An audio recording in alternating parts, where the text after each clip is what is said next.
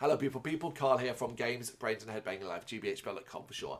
And the Howling reviews continue. Written and directed by Philippe Mora, based on the Howling 3 Echoes by Gary Brandner, and starring Barry O, Imogen Ansley, Leah Bolos, Dagmar Balhova, Ralph Cottle, and Barry Humphries. Howling 3, the Marsupials, aka the Marsupials Howling 3, aka Howling 3 is the maddest one yet. I know, I can't even believe I'm saying that.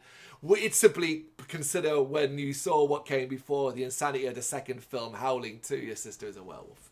Cheaper, campier, and crazier. Howling 3, the Marsupials, misses the mark as far as entertainment value goes, proven to be what I think is a very testing watch. The nonsensical story surrounds the main characters of Jerboa, a young werewolf who has fled her tribe in the Australian outback town of Flo and gone to the big city of Sydney. There she meets young filmmaker Donnie and they fall in love. She just wants to live a normal life, but those in charge of Flo aren't going to just let her get away and compromise their hidden town. So, oh God, 3 werewolf nuns are sent to find her. This is not a joke. Likewise, nor is the fact that Jerboa ends up pregnant, giving birth to a furry little thing which nestles in a pouch that she has. I wasn't joking when I told you this film was mad. A terrifying legend never dies. It lives on. You were frightened in the Howling. And you'll be horrified as never before as the Howling terror continues in Howling 3, the most terrifying howling of all.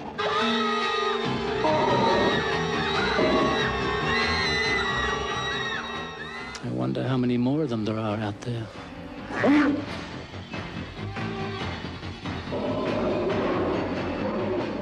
Jesus.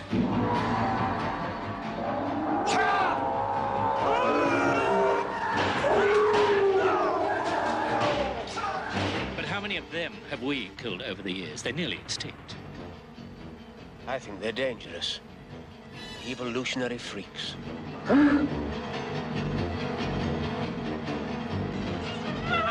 We possess evidence that werewolves exist. Where, for God's sake? Australia. Oh, jeez. G'day. Want to put a shrimp on the barbie?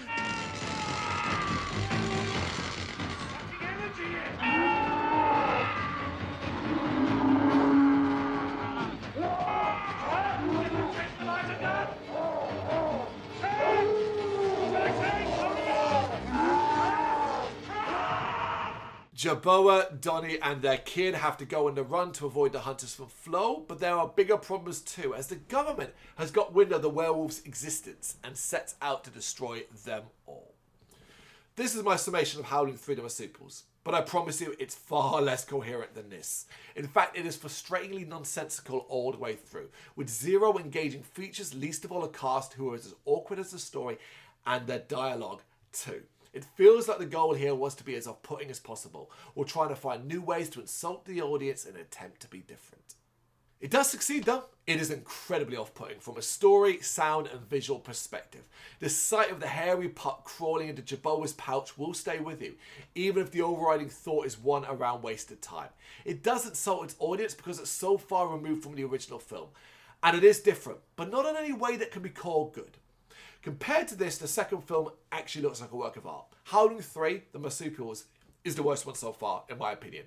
But consider that low bar set by the second film, and that's not saying a lot. The difference is, I think the second film had entertainment value. This one just has next to none. It's downright just ugly and just horrible to watch. I didn't enjoy it, even if it, once again, has memorable scenes, because it's so goddamn weird. It is Howling 3 the Marsupials, or whatever you want to call this damn film. You got any thoughts that you want to share? You know what to do. Let me know in the comments. Thank you very much for watching. If you've enjoyed what you've seen, please consider hitting that like and subscribe button. It does help us out. You can find us at gbhbl.com and across all social media platforms. And if you really want to give us a bit of extra support, please consider buying us a cup of coffee over on our coffee page. Thank you.